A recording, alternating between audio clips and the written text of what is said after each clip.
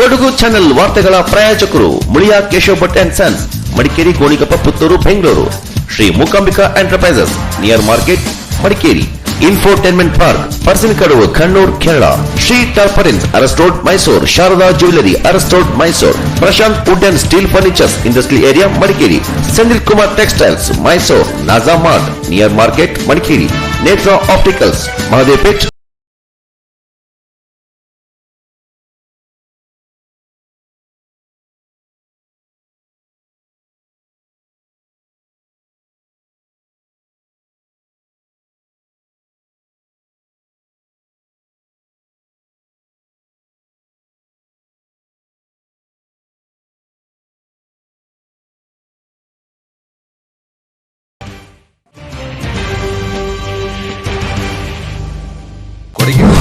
ಮುಂದೆ ಶನಿವಾರ ಲಾಕ್ಡೌನ್ ಇಲ್ಲ. ಪ್ರತಿದಿನ ರಾತ್ರಿ 9 ಗಂಟೆಯಿಂದ ಬೆಳಿಗ್ಗೆ 5ರವರೆಗೆ ಕರ್ಫ್ಯೂ ಜಾರಿ ಮಾಡಿದ ಜಿಲ್ಲಾಡಳಿತ. 61 ಗ್ರಾಮದಲ್ಲಿ ಕೊರೋನಾ ಹರಡದಂತೆ ಯುವಕರೇ ಮುಂಜಾಗ್ರತೆ. ಗ್ರಾಮದ ಗೇಟಿನಲ್ಲಿ ನಿಂತು ಕೊರೋನಾ ವಿರುದ್ಧ ಹೋರಾಟ. ಪಟ್ಟಣದಲ್ಲಿ ನೂತನ ರಸ್ತೆಗಳಿಗೆ ಕೆಜಿ ಬೋಪಯ್ಯ ಚಾಲನೆ. 3.5 ಕೋಟಿ ಅನುದಾನದಲ್ಲಿ ಉತ್ತಮ ರಸ್ತೆ ನಿರ್ಮಾಣದ ಭರವಸೆ. ಮಡಿಕೇರಿಗೆ ತೆರಳುವ ಅಭ್ಯರ್ಥಮಂಗಲವರೆಗಿನ ರಸ್ತೆಗೆ ಅಭಿವೃದ್ಧಿ ಭಾಗ್ಯ. 5 ಕೋಟಿ ವೆಚ್ಚದಲ್ಲಿ ಕಾಂಕ್ರೀಟೀಕರಣ, ಸದ್ಯದಲ್ಲೇ ಚಾಲನೆ. ಕೊಟ್ಟಿಗೆರೆ ಕ್ಲಸ್ಟರ್ ವ್ಯಾಪ್ತಿಯ ಶಾಲೆಗಳಿಗೆ ಪಠ್ಯಪುಸ್ತಕದ ನೆರವು. ಜಿಲ್ಲಾ ಪಂಚಾಯಿತಿ ಸದಸ್ಯ ಪುಟ್ಟರಾಜು ಪುಸ್ತಕ ಹಸ್ತಾಂತರ.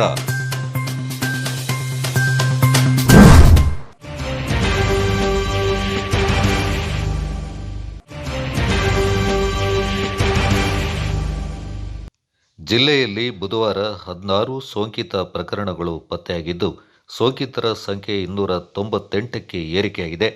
ಈ ಪೈಕಿ 210 ಮಂದಿ ಗುಣಮುಖರಾಗಿದ್ದಾರೆ. 5 ಮಂದಿ ಸಾವಿಗೀಡಾಗಿದ್ದು 83 ಪ್ರಕರಣಗಳು ಸಕ್ರಿಯವಾಗಿವೆ ಎಂದು ಜಿಲ್ಲಾಧಿಕಾರಿ ಅನೀಸ್ ಕಣ್ಮಣಿ ಜಾಯ್ ಹೇಳಿದ್ದಾರೆ. ಜಿಲ್ಲೆಯಲ್ಲಿ ಹೊಸದಾಗಿ 3 ನಿಯಂತ್ರಿತ ಪ್ರದೇಶಗಳೆಂದು ಘೋಷಿಸಲಾಗಿದ್ದು, ಇದರೊಂದಿಗೆ ನಿಯಂತ್ರಿತ ಪ್ರದೇಶಗಳ ಸಂಖ್ಯೆ 115ಕ್ಕೆ ಏರಿಕೆಯಾಗಿದೆ. ಇಂದು ಸರ್ಕಾರದ ಇತ್ತೀಚಿನ ಆದೇಶದಂತೆ ಹಾಲಿ ಕೊಡಗು ಜಿಲ್ಲೆಯಲ್ಲಿ ಜುಲೈ 15ರಿಂದ 31ರವರೆಗೆ ಜಾರಿಯಲ್ಲಿರುವಂತೆ ಹೊರಡಿಸಲಾಗಿದ್ದ ನಿರ್ಬಂಧವನ್ನು ಈ ಮುಂದಿನಂತೆ ಮಾರ್ಪಡಿಸಲಾಗಿದೆ. ಜುಲೈ 25ರಂದು ಶನಿವಾರದಂದು ಪೂರ್ಣ ದಿನದ ಲಾಕ್ಡೌನ್ ಇರೋದಿಲ್ಲ. ಜುಲೈ 26ರ ಭಾನುವಾರದಂದು ಪೂರ್ಣ ದಿನದ ಲಾಕ್ಡೌನ್ ಇರುತ್ತೆ. ವಾರದ ಎಲ್ಲ ದಿನಗಳಲ್ಲಿ ರಾತ್ರಿ 9 ಗಂಟೆಯಿಂದ ಬೆಳಿಗ್ಗೆ 5 ಗಂಟೆವರೆಗೆ ರಾತ್ರಿ ಕರ್ಫ್ಯೂ ಜಾರಿಯಲ್ಲಿರುತ್ತೆ. ಬೆಳಿಗ್ಗೆ 6ರಿಂದ 8 ಮತ್ತು ಸಂಜೆ 5ರಿಂದ 7 ಗಂಟೆವರೆಗೆ ಮಾತ್ರ ಉದ್ಯಾನವನಗಳಲ್ಲಿ ಸ್ಥಳೀಯರ ವಾಯು ವಿಹಾರಕ್ಕಾಗಿ ಈ ಹಿಂದೆ ಸಮಯವನ್ನು ನಿಗದಿಪಡಿಸಲಾಗಿತ್ತು. ಆದರೆ ಈ ಉದ್ಯಾನವನಗಳಲ್ಲಿ ಕುಳಿತುಕೊಳ್ಳುವ ಬೆಂಚ್ಗಳ ಬಳಕೆ ಮಾಡತಕ್ಕದ್ದಲ್ಲ ಅಂತ ಜಿಲ್ಲಾಧಿಕಾರಿ ತಿಳಿಸಿದ್ದಾರೆ.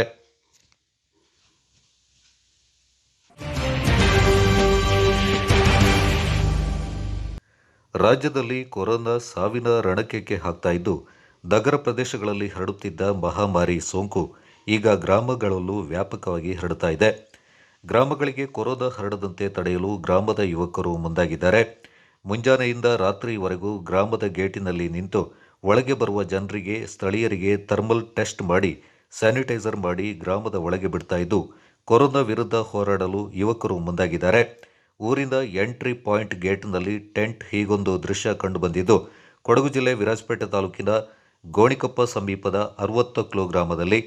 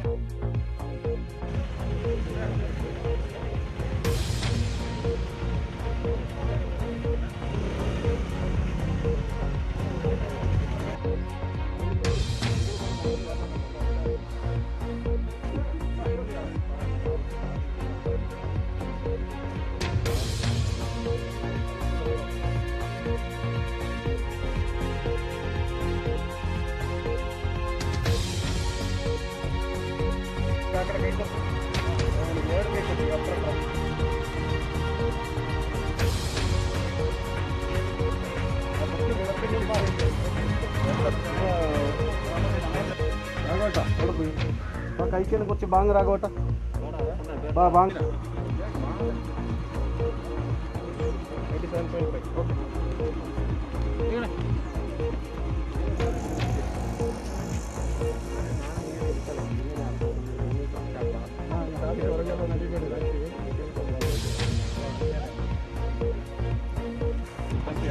87.5. అది ఇన్నది యాంకర్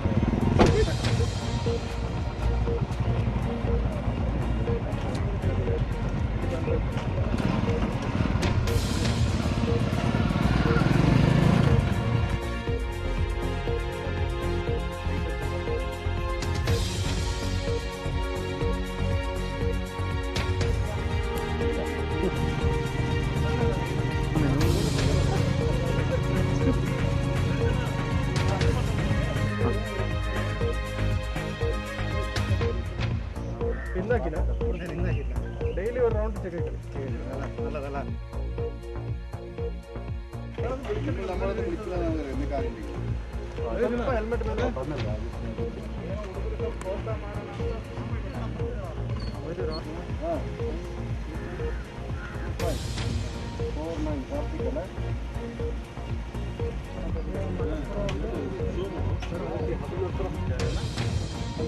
ಹೆಲ್ಮೆಟ್ ಸ್ವಲ್ಪ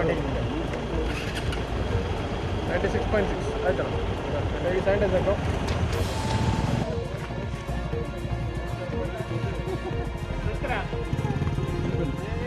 ಏನಣ್ಣ ಬಡಾವಣೆ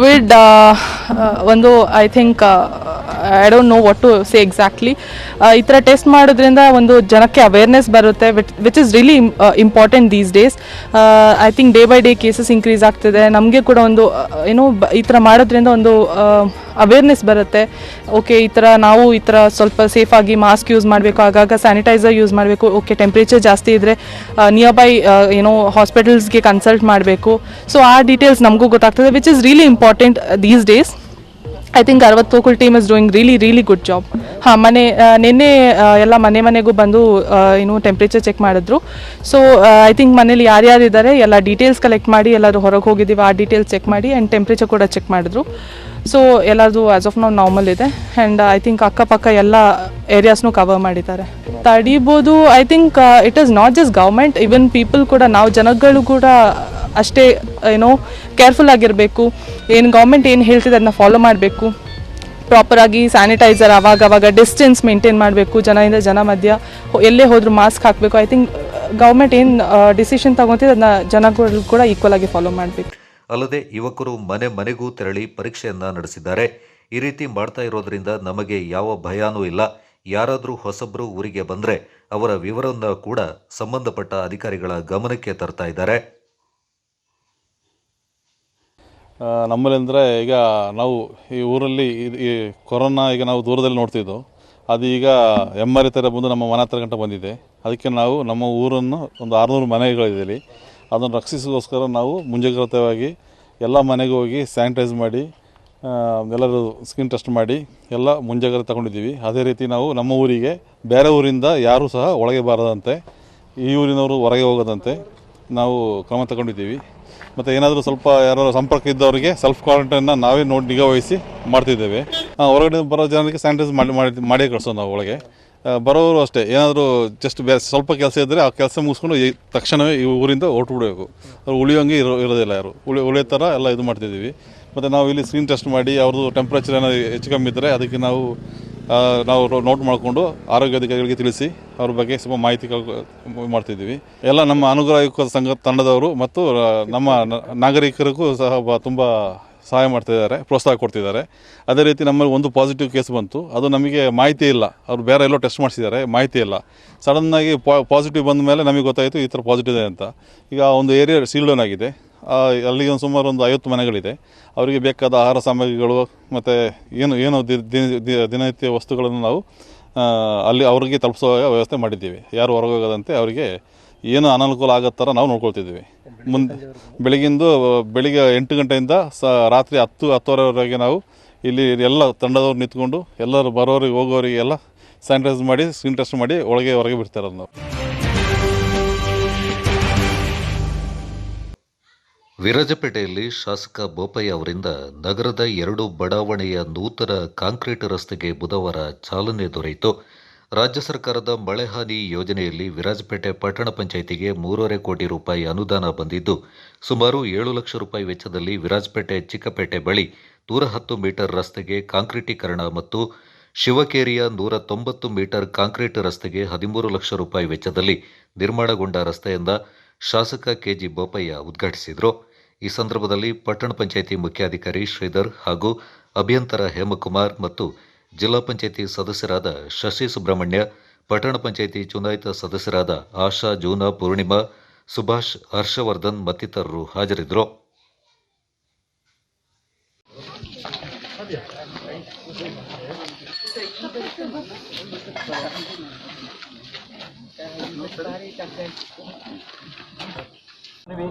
ಈಗಾಗಲೇ ತಲೆವರೆಗೂ ನೀವು ಮಾಡಿಕೊಟ್ಟಿದ್ದೀರಿ ಸರ್.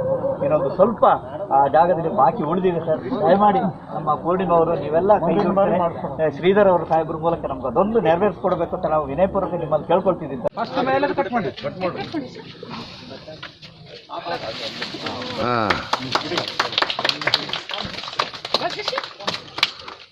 ಸರ್. ಕಟ್ ಇಲ್ಲ ಎಸ್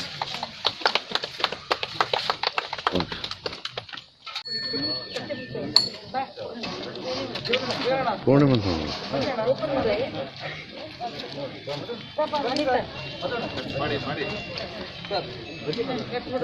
ಹಾಂ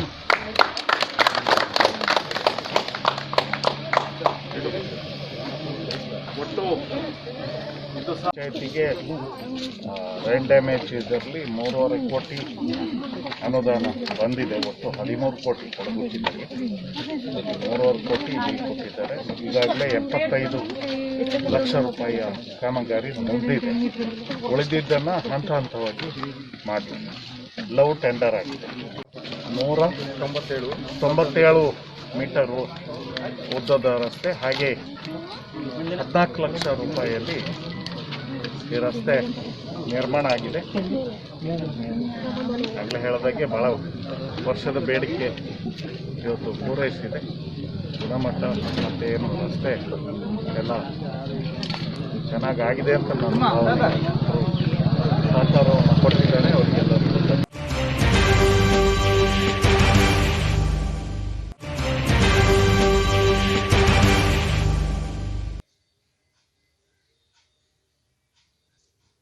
ಕೊಡಗು ಜಿಲ್ಲೆಯಲ್ಲಿ ಕೊರೋನಾ ಸೋಂಕಿತರ ಸಂಖ್ಯೆ ದಿನದಿಂದ ದಿನಕ್ಕೆ ಹೆಚ್ಚಾಗ್ತಾ ಇದೆ.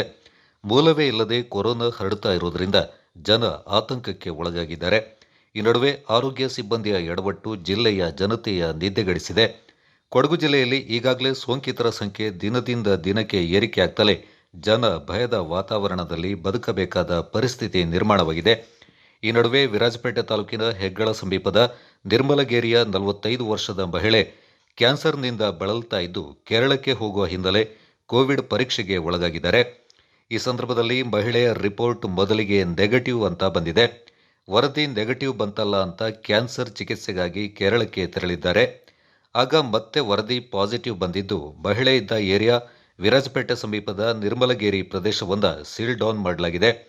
ಇಂದು ಈ ಮಹಿಳೆ ಪಾತ್ರೆ ಮಾರುವ ಕೆಲಸ ಮಾಡ್ತಾ ಇದ್ದು ಮೊದಲು ವರದಿ ನೆಗೆಟಿವ್ ಬಂತಲ್ಲ ಅಂತ ಹೇಳಿ ಗಂಡ ಹಾಗೂ ಈಕೆ ಮನೆ ತೆರಳಿ ಪಾತ್ರೆ ಮಾರಿದ್ದಾರೆ. ಆದರೆ ಇದೀಗ ಮಹಿಳೆಗೆ ಪಾಸಿಟಿವ್ ಬಂದಿದ್ದು ಆಕೆಯ ಪ್ರಾಥಮಿಕ ಸಂಪರ್ಕಕ್ಕೆ ಬಂದವರಿಗೂ ಇದೀಗ ನಡುಕ ಶುರುವಾಗಿದೆ. ಮಹಿಳೆಯಿಂದ ಪಾತ್ರೆ ಖರೀದಿ ಮಾಡಿದವರು ಕೊರೋನಾ ಆತಂಕಕ್ಕೆ ಒಳಗಾಗಿದ್ದಾರೆ. ಆರೋಗ್ಯ ಅಧಿಕಾರಿಗಳು ಮಾಡಿದ ಒಂದೇ ಒಂದು ಎಡವಟ್ಟಿನಿಂದಾಗಿ ನಿರ್ಮಲಗೇರಿಯ ಜನತೆಯಲ್ಲಿ ಆತಂಕ ಮನೆ ಮಾಡಿದೆ. ಇಂದು ಆರೋಗ್ಯ ಇಲಾಖೆಯ ಈ ಎಡವಟ್ಟಿನ ವಿರುದ್ಧ ಸ್ಥಳೀಯರು ಕೂಡ ಕಿಡಿಕಾರ್ತಾ ಇದ್ದಾರೆ. ಒಂದು ವರದಿ ನೀಡುವಾಗ ಸರಿಯಾಗಿ ಪರಿಶೀಲನೆ ನಡೆಸಿ ವರದಿ ನೀಡಬೇಕು. ಇಂತಹ ಪರಿಸ್ಥಿತಿ ಸಣ್ಣ ಸಣ್ಣ ಎಡವಟ್ಟು ಸಮಾಜದ ಮೇಲೆ ವ್ಯತಿರಿಕ್ತವಾಗಿ ಪರಿಣಾಮ ಬೀರುತ್ತೆ. ತಪ್ಪು ನಡೆಸಿದವರ ವಿರುದ್ಧ ಸೂಕ್ತ ಕ್ರಮ ಜರುಗಿಸಬೇಕು. ಮುಂದೆ ಇಂದು ಈ ರೀತಿಯ ಲೋಪವಾಗದಂತೆ ಎಚ್ಚರ ವಹಿಸಬೇಕೆಂದು ಸ್ಥಳೀಯರು ಒತ್ತಾಯಿಸ್ತಾ ಇದ್ದಾರೆ.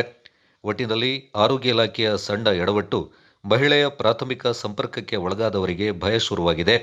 ಇನ್ನಾದರೂ ಜಿಲ್ಲಾಡಳಿತ ಹಾಗೂ ಆರೋಗ್ಯ ಇಲಾಖೆ ಕೊರೋನಾ ರಿಪೋರ್ಟ್ ನೀಡೋ ವೇಳೆ ಎಚ್ಚರ ವಹಿಸಬೇಕಾಗಿದೆ. ಬೇಟೋಳಿ ಪಂಚಾಯಿತಿ ಅಗ್ಗಳ ನಿರ್ಮಲಗಿರಿಯಲ್ಲಿ ಒಂದು 45 ವರ್ಷದ ಮಹಿಳೆಗೆ ಪಾಸಿಟಿವ್ ಅಂತ ಬಂತು. ಅದು ಏನಾಗಿದೆ ಅಂದರೆ ಫಸ್ಟ್ ಒನ್ ಡೇ ಮುಂಚೆ ಅವರಿಗೆ ನೆಗೆಟಿವ್ ಅಂತ ರಿಪೋರ್ಟ್ ಮಡಿಕೇರಿಯಲ್ಲಿ ಕೊಟ್ಟಿದ್ದಾರೆ. ಅದರ ಪ್ರಕಾರ ಆ ಮಹಿಳೆ ಏನು ಮಾಡಿದ್ದಾರೆ, ಅವಳು ಕ್ಯಾನ್ಸರ್ ಪೇಷಂಟ್, ಅವರು ಕೇರಳಕ್ಕೆ ಟ್ರೀಟ್ಮೆಂಟಿಗೆ ಹೋಗಿದ್ದಾರೆ.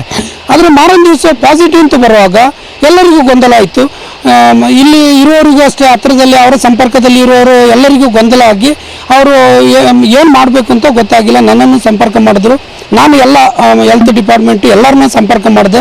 ಅವರು ಏನೋ ಅವರ ಇದರಲ್ಲಿ ಇಂದ ಏನೋ ಎಡವಟ್ಟಾಗಿದೆ, ಅದರಿಂದ 2 ರಿಪೋರ್ಟ್ ಬಂದಿದೆ ಅಂತ ಹೇಳಿದ್ರು. ಇಂಥ ಒಂದು ರಿಪೋರ್ಟ್ ಬಂದರೆ ಜನರಿಗೂ ಗೊಂದಲ ಆಗ್ತದೆ. ಅವ್ರಿಗೆ ಪಾಸಿಟಿವ್ ಇದ್ದರೆ ಅವರ ಸಂಪರ್ಕದಲ್ಲಿ ಇರುವವರಿಗೆ ಪ್ರಾಬ್ಲಮ್ ಆಗ್ತದೆ. ಶೀಲ್ ಡೌನ್ ಮಾಡಬೇಕು ಅಂತ ಇದಾಗುವಾಗ ಪ್ರಾಬ್ಲಮ್ ಆಯಿತು. ಅವರಿಗೆ ಅವರ ಕೈಯಲ್ಲಿ ನೆಗೆಟಿವ್ ರಿಪೋರ್ಟ್ ಉಂಟು, ಇವರು ಪಾಸಿಟಿವ್ ಅಂತ ಹೇಳ್ತಿದ್ರು. ಅದರಿಂದ ಏನಾಗಿದೆ, ಗೊಂದಲ ಆಗಿದೆ. ಇಂಥ ಒಂದು ಗೊಂದಲ ಆಗಬಾರ್ದು. ಯಾಕೆಂದರೆ ಹೆಲ್ತ್ ಡಿಪಾರ್ಟ್ಮೆಂಟಲ್ಲೇ ಆಗಲಿ ಅಲ್ಲ ಜಿಲ್ಲಾಡಳಿತಲ್ಲೇ ಆಗಲಿ ಏನು ಆಗಬಾರ್ದು. ಯಾಕೆಂದರೆ ಪಾಸಿಟಿವ್ ಬಂದರೆ ಶೀಲ್ ಡೌನ್ ಮಾಡಲಿ, ಏನು ತೊಂದರೆ ಇಲ್ಲ.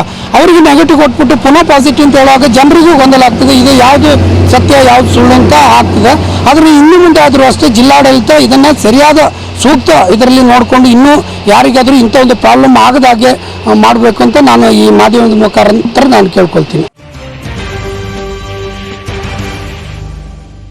4 ತಿಂಗಳ ಹಿಂದೆ 5 ಲಕ್ಷ ರೂಪಾಯಿ ವೆಚ್ಚದಲ್ಲಿ ನಿರ್ಮಾಣ ಮಾಡಿದಂತಹ 200 ಮೀಟರ್ ಡಾಂಬರ್ ರಸ್ತೆ ಕಾಮಗಾರಿ ತೀವ್ರ ಕಳಪೆಯಿಂದ ಕೂಡಿದ್ದು, ಕೂಡಿಗೆಯ ಗುತ್ತಿಗೆದಾರ ಮೂರ್ತಿ ಎಂಬ ಗುತ್ತಿಗೆದಾರನನ್ನ ಕಪ್ಪು ಪಟ್ಟಿಗೆ ಸೇರಿಸುವಂತೆ ಕುಶಾಲನಗರ ಸಮೀಪದ ಚಿಕ್ಕತ್ತೂರು ಗ್ರಾಮದ ಊರುಗುಪ್ಪೆ ಪೈಸಾರಿ ನಿವಾಸಿಗಳು ಒತ್ತಾಯಿಸಿದ್ದಾರೆ.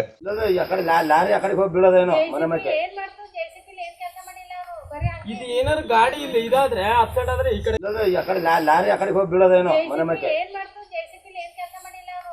ಇದು ಏನಾದ್ರು ಗಾಡಿ ಇಲ್ಲ ಇದಾದ್ರೆ ಅಪ್ಸೆಟ್ ಆದ್ರೆ ಈ ಕಡೆಗೇನೆ ಗಾಡಿ ಕಾರ್ ಹಾಕಿದಾರ ಹೇಳಿ ಸುಮ್ಮನೆ ಹಿಂಗೆ ಹಾಕ್ಬಿಟ್ಟು ಹೋಗಿರೋದು. ಮೂರ್ತಿದು ಅದೇನೋ MLA ಸಾಹೇಬ್ರು ಏನೋ ಫಂಡ್ ಒಂದು ಕೊಟ್ರು, ಅದರಲ್ಲಿ ಕಾಂಟ್ರಾಕ್ಟ್ ಮೂರ್ತಿ ಮಾಡಿರೋದು. ಇಲ್ಲಿ ಇದು ಏನಿದು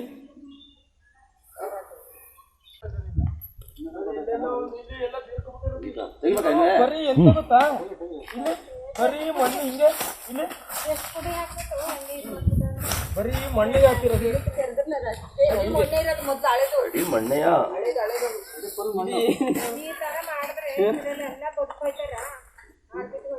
ಇದು ಮಣ್ಣೆ ಇಲ್ಲಿ ಎಲ್ಲ ಮಣ್ಣೆ ಅದು ಮತ್ತೆ ಇನ್ನೇಸದು.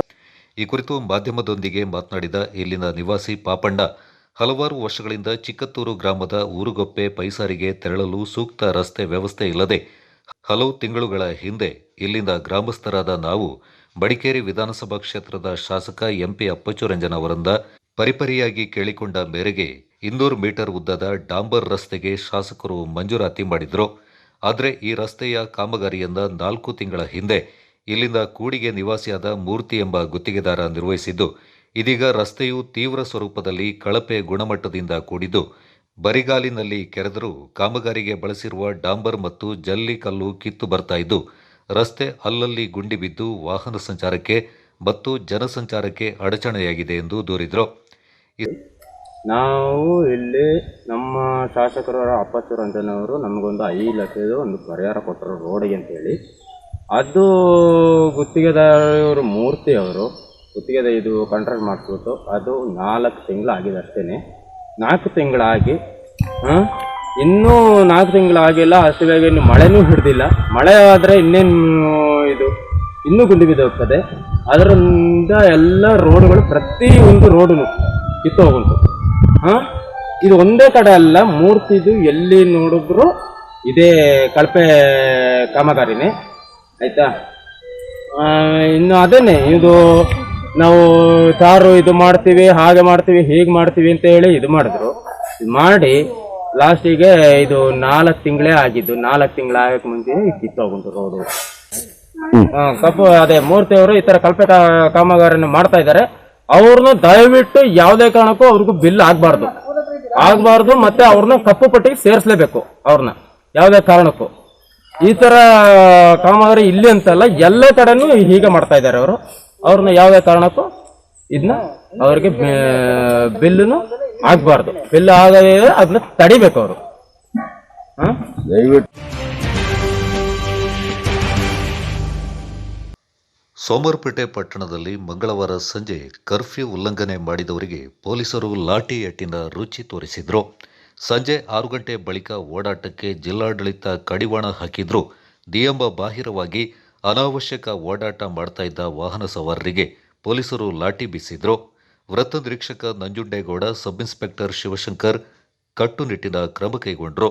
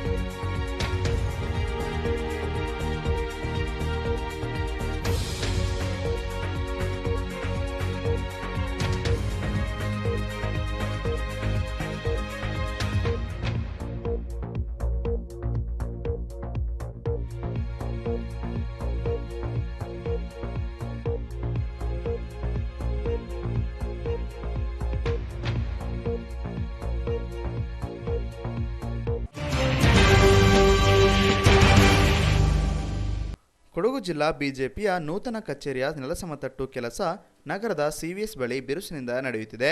ಕಾಮಗಾರಿಯನ್ನು ವಿಧಾನ ಪರಿಷತ್ ಸದಸ್ಯರಾದ ಸುನಿಲ್ ಸುಬ್ರಹ್ಮಣ್ಯ ಅವರ ನೇತೃತ್ವದಲ್ಲಿ ನಗರದ ಬಿಜೆಪಿಯ ಪ್ರಮುಖರು ಸ್ಥಳಕ್ಕೆ ತೆರಳಿ ವೀಕ್ಷಿಸಿದರು. ಇದೇ ಸಂದರ್ಭ ಸಂಘದ ಹಿಂದಿನ ಸಂಚಾಲಕರಾಗಿದ್ದ ದಿವಂಗತ ಸದಾಶಿವರಾವ್ ಅವರ ಧರ್ಮಪತ್ನಿ ಶ್ರೀಮತಿ ವಿಶಾಲಾಕ್ಷಿ ಸದಾಶಿವರಾವ್ ಅವರ ಆರೋಗ್ಯಕ್ಷೇಮವನ್ನು ವಿಚಾರಿಸಿದ ವಿಧಾನ ಪರಿಷತ್ ಸದಸ್ಯರಾದ ಸುನಿಲ್ ಸುಬ್ರಹ್ಮಣ್ಯ ಅವರು ಅವರ ಆಶೀರ್ವಾದವನ್ನು ಪಡೆದರು.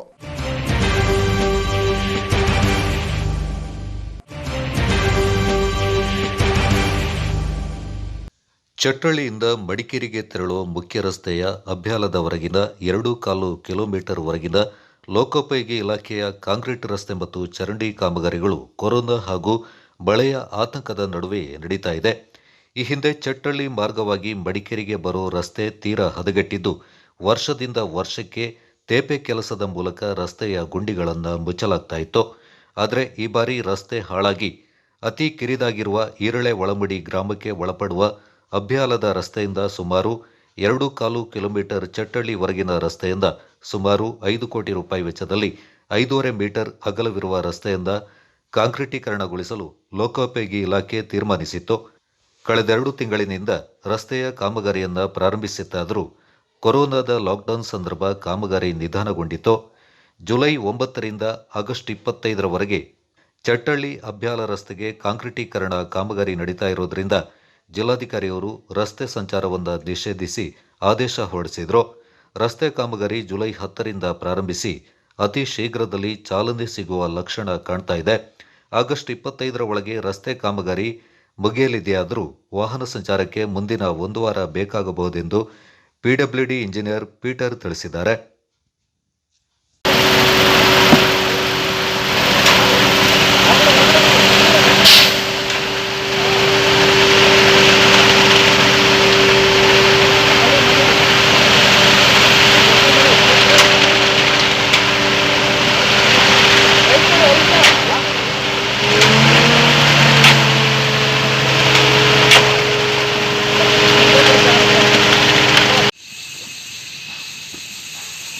ಏನಪ್ಪ ಇಂಜಿನಿಯರ್ಗೆ ಹೇಳಬೇಕು, ಒಳ್ಳೆ ಕೆಲಸವನ್ನು ಮಾಡ್ತಾಯಿದ್ದೆ, ಒಳ್ಳೆ ಕೆಲಸವನ್ನು ಮಾಡಬೇಕು. ಹಾಗೆ ನೀವು ಸಮೇತ ಒಳ್ಳೆ ಕೆಲಸವನ್ನು ಮಾಡ್ತಾಯಿದ್ದೀರಿ. ಇದು ಮಾನ್ಯ ಇವತ್ತಿನ ನಮ್ಮ ಸರ್ಕಾರ, ಭಾರತೀಯ ಜನತಾ ಪಕ್ಷದ ಸರ್ಕಾರ, ಯಡಿಯೂರಪ್ಪ ನೇತೃತ್ವದಲ್ಲಿ, ಮಾನ್ಯ ಅಪ್ಪಚ್ಚೂರು ನೇತೃತ್ವದಲ್ಲಿ ಆಗುವಂಥ ಕೆಲಸ ಇದು ಶಾಶ್ವತ ಆಗಿರಬೇಕು. ಇವತ್ತು 6 ಕೋಟಿ ರೂಪಾಯಿಯ ಕೆಲಸವು ಇಲ್ಲಿ ಆಗ್ತಾಯಿದೆ. ಮುಂದಿನ ಪುನಃ ಸಮೇತ ನಾನು ಈ ಸಂದರ್ಭದಲ್ಲಿ ಹೇಳ್ತಾ ಇದ್ದೀನಿ, ಕತ್ಲೆಗಾಡಿಯಿಂದ ನಮ್ಮ ಅಬ್ಬೆಲ್ದವರೆಗೆ ಮತ್ತೆ ಕೂಡ ಈ ಕಾಮಗಾರಿ ಮುಂದುವರಿಬೇಕು ಅಂತ ಈ ಸಂದರ್ಭದಲ್ಲಿ ನಾನು ಹೇಳ್ತಾ ಇದ್ದೀನಿ.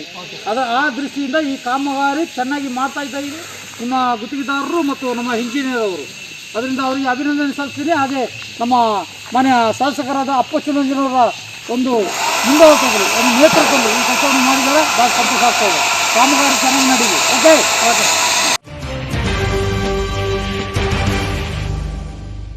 ನವಿಲುಗಳನ್ನು ನೋಡಲು ಇದೀಗ ಮೃಗಾಲಯಕ್ಕೆ ಹೋಗಬೇಕಿಲ್ಲ, ಅದು ಮನೆಯಂಗಳಕ್ಕೆ ಬರುತ್ತಿದೆ. ಹೊಲಗಳಲ್ಲಿ ರೈತರ ಜತೆಗೆ ಹೆಜ್ಜೆ ಹಾಕುತ್ತಿದೆ. ಸೌಂದರ್ಯ ಸೆಲೆ, ನೃತ್ಯಕ್ಕೆ ಸ್ಫೂರ್ತಿ, ನಾಡಿಗೆ ಘನತೆ, ಪ್ರಕೃತಿಯ ಸೃಷ್ಟಿಗೆ ಹೆಗ್ಗಳಿಕೆಯ ಗರಿ, ಎಲ್ಲಕ್ಕಿಂತ ಹೆಚ್ಚಾಗಿ ನಮ್ಮ ರಾಷ್ಟ್ರ ಪಕ್ಷಿಯೂ ಹೌದು. ಇದೀಗ ನವಿಲ ನರ್ತನ ಕೊಡಗಿನಲ್ಲಿ ಆರಂಭವಾಗಿದೆ. ಶ್ರೀಮಂಗಲ ಕಾಯಿಮಾನಿ ಗ್ರಾಮದ ಬೊಜ್ಜಂಗಡ ಶೈಲಾ ಸುಬ್ರಹ್ಮಣಿ ಅವರ ತೋಟದಲ್ಲಿ ನವಿಲು ಮೊಟ್ಟೆಗಳನ್ನು ಇಟ್ಟಿರುವುದು ಕಂಡುಬಂದಿದೆ.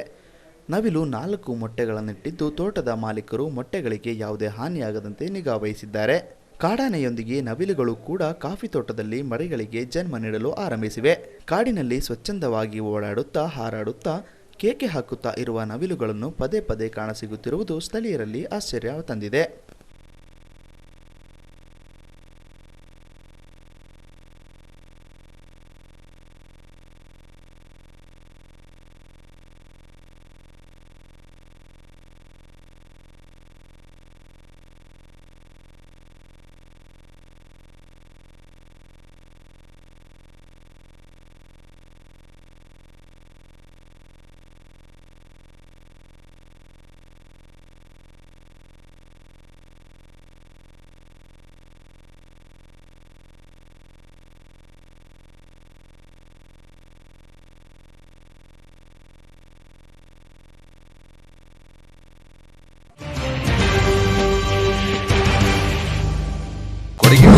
ಮುಂದೆ ಶನಿವಾರ ಲಾಕ್ಡೌನ್ ಇಲ್ಲ. ಪ್ರತಿದಿನ ರಾತ್ರಿ 9 ಗಂಟೆಯಿಂದ ಬೆಳಿಗ್ಗೆ 5ರವರೆಗೆ ಕರ್ಫ್ಯೂ ಜಾರಿ ಮಾಡಿದ ಜಿಲ್ಲಾಡಳಿತ. 61 ಗ್ರಾಮದಲ್ಲಿ ಕೊರೋನಾ ಹರಡದಂತೆ ಯುವಕರೇ ಮುಂಜಾಗ್ರತೆ. ಗ್ರಾಮದ ಗೇಟಿನಲ್ಲಿ ನಿಂತು ಕೊರೋನಾ ವಿರುದ್ಧ ಹೋರಾಟ. ಪಟ್ಟಣದಲ್ಲಿ ನೂತನ ರಸ್ತೆಗಳಿಗೆ ಕೆಜಿ ಬೋಪಯ್ಯ ಚಾಲನೆ. 3.5 ಕೋಟಿ ಅನುದಾನದಲ್ಲಿ ಉತ್ತಮ ರಸ್ತೆ ನಿರ್ಮಾಣದ ಭರವಸೆ. ಮಡಿಕೇರಿಗೆ ತೆರಳುವ ಅಭ್ಯರ್ಥಮಂಗಲವರೆಗಿನ ರಸ್ತೆಗೆ ಅಭಿವೃದ್ಧಿ ಭಾಗ್ಯ. 5 ಕೋಟಿ ವೆಚ್ಚದಲ್ಲಿ ಕಾಂಕ್ರೀಟೀಕರಣ, ಸದ್ಯದಲ್ಲೇ ಚಾಲನೆ. ಕೊಟ್ಟಿಗೆರೆ ಕ್ಲಸ್ಟರ್ ವ್ಯಾಪ್ತಿಯ ಶಾಲೆಗಳಿಗೆ ಪಠ್ಯಪುಸ್ತಕದ ನೆರವು. ಜಿಲ್ಲಾ ಪಂಚಾಯಿತಿ ಸದಸ್ಯ ಪುಟ್ಟರಾಜು ಪುಸ್ತಕ ಹಸ್ತಾಂತರ.